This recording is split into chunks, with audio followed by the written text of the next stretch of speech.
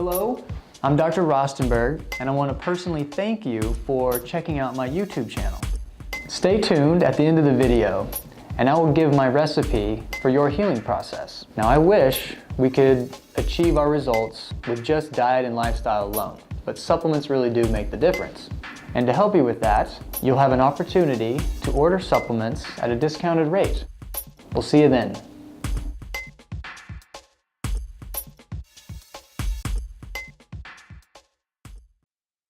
Good afternoon, everyone. This is Dr. Rostenberg again from BeyondMTHFR.com. And today I'm bringing you some important information about why the body can have a pain syndrome, why we have chronic pain, and anxiety. And we're going to look at the genetic roots of those two conditions, and we're going to relate that back to genes that we often see, such as COMT, MAO, and MTHFR. So that's our goal today, is to talk about how those relationships exist and why people experience high anxiety and high pain, and how that's genetically related.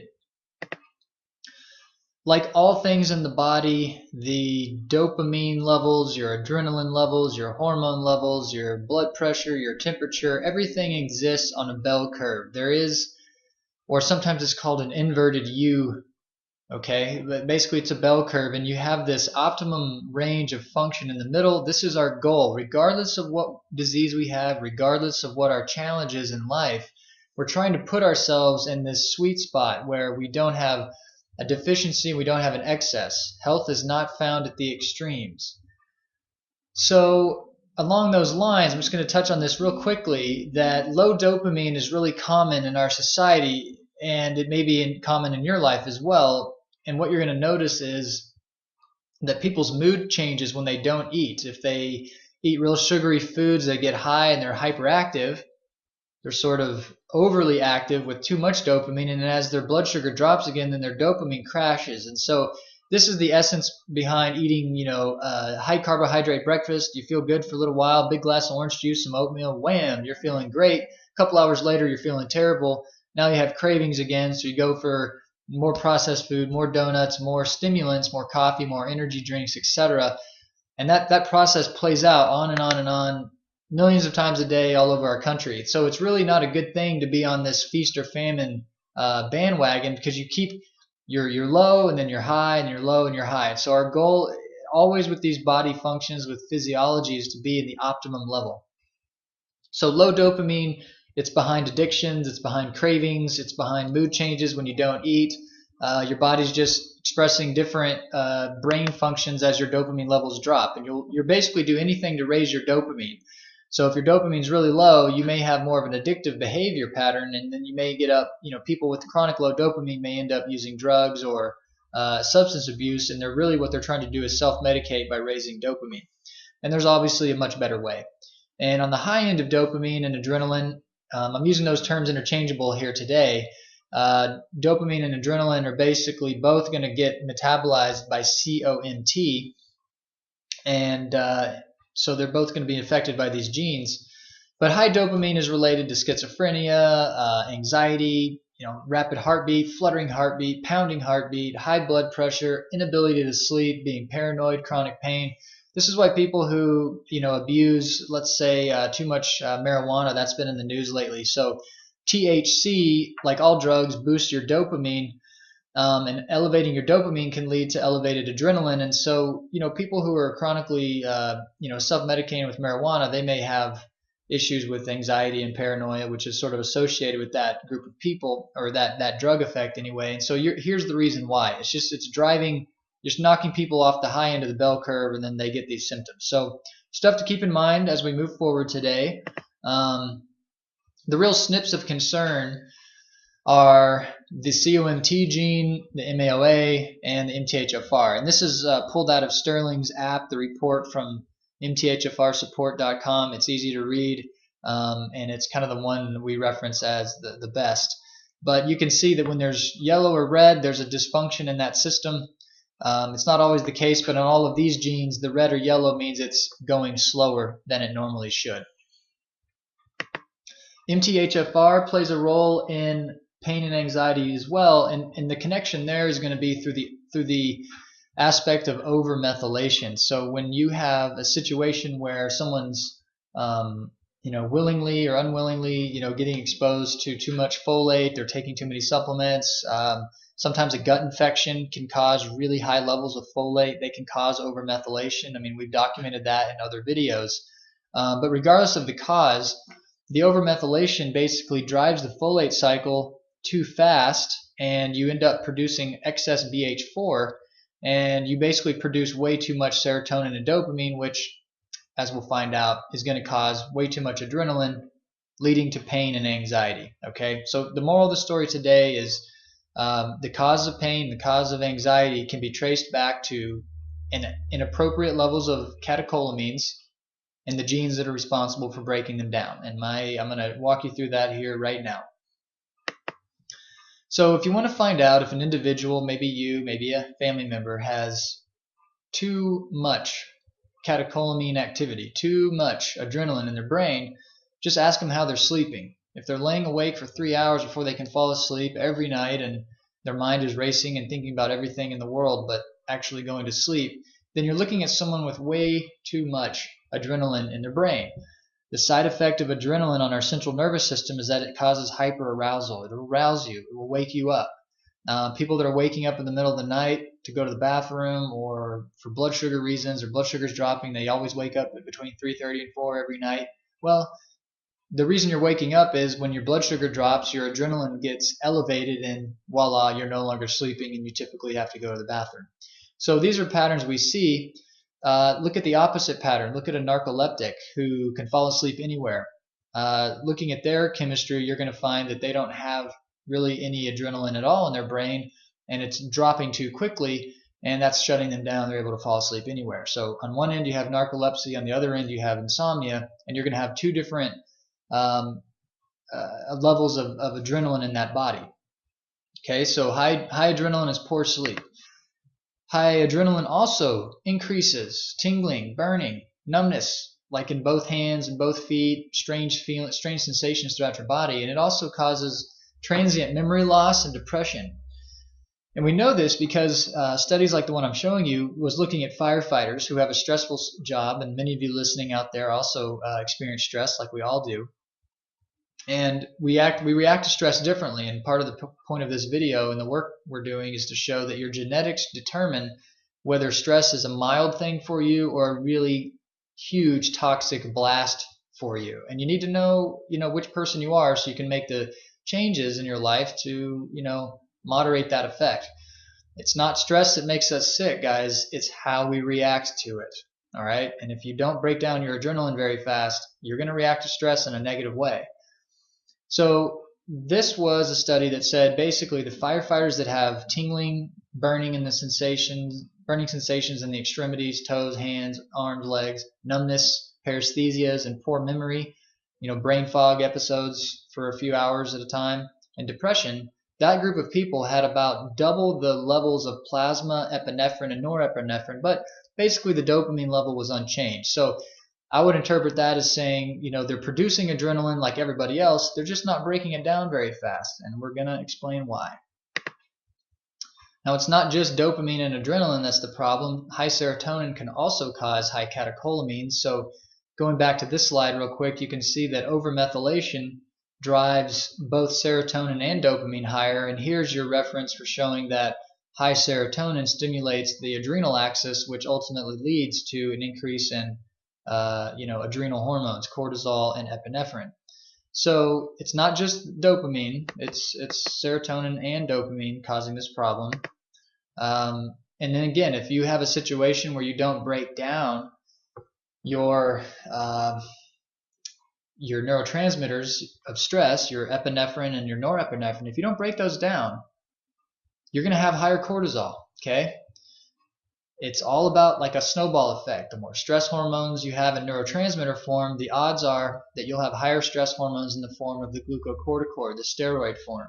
So they're going to feed on each other and sort of drive this fight or flight system. And this is just going to ramp up your nervous system. It's definitely going to affect your gut. We did another video about the stress-gut connection. That's a good one to look at. It kind of shows that people who have COMT who don't break down norepinephrine are going to have gut dysbiosis more often as well. So there's always that gut brain, gut pain, gut anxiety connection, and that's part of how it works. The reason why we get pain syndromes when we have these genes, the COMT and the MAOA, is that the stress hormone epinephrine makes the pain fibers in your muscles and joints much more sensitive to mechanical pressure. So if stubbing your toe used to hurt you, now you just brush your toe against something and all of a sudden it hurts the same. The mechanism behind that is that these C fibers are making that happen. In terms of your body's neurology, you have different sizes of nerves. Some are like a superhighway going really fast and some are really slow. The C fibers are slow. That's why when you stub your toe, you have a couple of seconds going, ouch, that's going to hurt. You can kind of talk to yourself for a second, and then the pain comes. So there's a little delay between the injury and the pain. And that's because C fibers are going a little slower. But definitely, epinephrine circulating in your body from high adrenaline, from slow breakdown due to your genes, predisposes you to pain syndromes. Again, another just comment on that pain fiber activation is that it also causes a leaky brain. So you got high stress, you release stress hormones, you get tingling, numbness, burning, transient memory loss, brain fog, depression, because you're not breaking down these hormones. You may have like rapid heartbeat, high blood pressure, low blood pressure, weird sympathetic dystrophy stuff going on. And that's not all. Because of your COMT and MAOA genes, you also get a leaky blood-brain barrier. And so this is how this snowball just sort of really impacts our life. This is why stress, overreacting to stress and having too much stress in your life is so toxic. And this is why cleaning up your gut, working on anti-inflammatory lifestyle, meditation, prayer, spiritual awareness, and connectivity with other people is just really good. It heals us, and these are the different ways that it happens. But basically, injury to those C fibers I was talking about causes permeability of the spinal cord barrier and the blood-brain barrier, and we don't want that because we don't want what's in the blood spilling into the brain. That brings inflammation into the brain. Now let's get into the genetics a little bit. So we know that COMT is going slower, but we have a lot of data here that says it's related to pain. So this is from 2014, just a few months ago.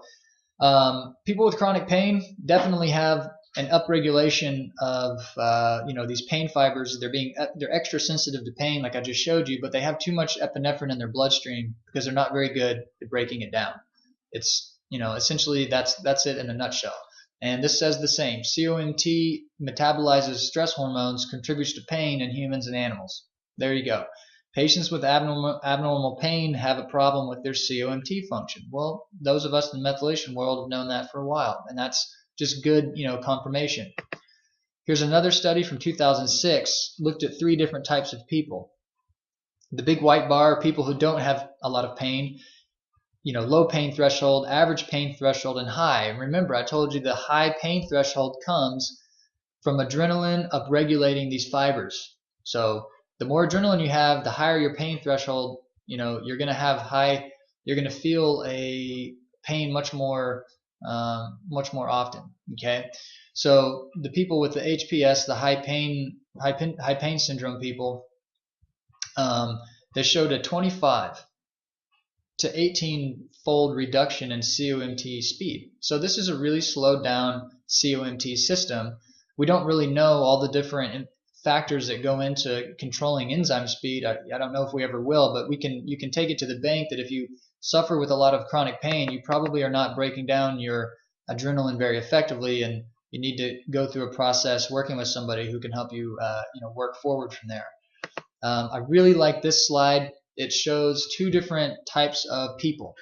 The green people in this category have fast COMT activity. They are going to not have a lot of adrenaline circulating around, given the same amount of stress. The other person in the orange, they're going to have a lot of adrenaline circulating. So the person with a lot of adrenaline, like we've talked about, is going to have heightened sensitivity to nociceptive pain. Basically, pain in your, stubbing your toe, pinching yourself, just activities that use your sort of your skin and your body shell, sending that signal back to your nervous system, that's nociceptive pain. But for every negative, there's a positive, and people with these slow COMT genes are also protected from neuropathic pain. And what that means is that they're protected from pain that comes from the central nervous system, like diabetic neuropathy or other kinds of diseases that aren't actually related to the tissue being injured. It's just like a misfiring of the central nervous system. So even though you may be more sensitive to pain, in your hands and feet and the rest of your muscles, you are protected from other types of pain, which we have to at least acknowledge that. Showed this slide before. I really like it. It basically shows, this is a postsynaptic neuron, this is presynaptic. So this is a model of the synapse in your brain. And when your COMT is slowed, what's essentially going to happen is you're going to have more dopamine floating around in your synapses. And more dopamine can give you an advantage when you're healthy. So when things are balanced, it's going to give you an advantage. It's going to allow you to be a little more, form a better memory, do a little better at memorization. You may be, better at recall. So it can actually make you smarter. It can influence your intelligence and help you focus. The dark side of that is that if you get too much dopamine, you can develop like neuropsychiatric problems such as schizophrenia and sort of schizoid behavior. And those of us who know schizophrenic people know that they're very intelligent, and that's when they're in the zone, in that right part of the bell curve, but they're easily tipped over the edge into the hyperdopamine situation, the hyperadrenaline, and the research shows that's really one of the driving factors. So moral of the story is, if you have a slow COMT, don't be upset. Just know what your tendencies are, and it may make you smarter. So that's always a good thing. I just want to mention one thing about caffeine and COMT. Because caffeine is a secretagogue. It sort of causes the body to release adrenaline. So when we've already been talking about people with too much adrenaline. When you throw coffee in the mix, it gets a little worse. You can compound your problems. So I don't have anything against coffee. Coffee is actually a healthy thing for most people, but the COMT gene is really going to get in the way here and make you more susceptible to the negative side effects of stress. So that's what you need to know about coffee. If you're feeling stressed out and you can't sleep and you're exhausted and your blood pressure is high, you got to give up the stimulant because it's whipping a tired horse. This gray bar right here basically shows that in people who are drinking over 800 milliliters of coffee, who had the low functioning COMT gene, they were much more likely to have a cardiovascular event. So yeah, adrenaline, like that racehorse running the race who dies when their heart explodes from all the adrenaline pulsing through their veins. We're also susceptible to the negative side effects of adrenaline. That'll be a theme that I revisit over and over again. But I'm just just encouraging you to think about the ideas in this video and share them with someone if you know who may be suffering with these issues. And adrenaline is good. We need it, but too much of it gets to be a problem. And thank you again for your time. If you have any comments or questions, please reach out. Check out my website and blog, BeyondMTHFR.com. And have a good. Thank you so much for watching this video and sharing it with your friends and family. I personally believe, as I'm sure you do as well, that educating ourselves about what it truly means to be healthy is the only way we're going to change healthcare. I have created a website as a resource for you. To take advantage of this information, navigate to www.beyondmthfr.com and take a look around. In addition to blogs and articles I have written, you will find a tab on the menu labeled Protocols. It is a growing list of tools that I use in my office to help support my patients. You will find background information on common health conditions, you will find a detailed supplement protocol, and you will find dietary advice to support the body's natural healing process. You will also have access to order recommended supplements at a discounted rate and have them shipped to your front door. I'm giving you the tools that I use in practice every day to help you overcome health challenges and live a happier, healthier life. I have done my best to give you that information, and you will find it on these protocol pages. If you are looking for more help than simply what supplements should you take or what diet should you follow, I'm encouraging you I'm inviting you to come to Boise and see me. Let me and my team and my staff take care of you. We have patients coming from all over the country and all over the area on a regular basis, and there's room for you too. Now, if coming all this way to Boise is too big of a commitment, then please pick up the phone or email my office. We can work together from a distance.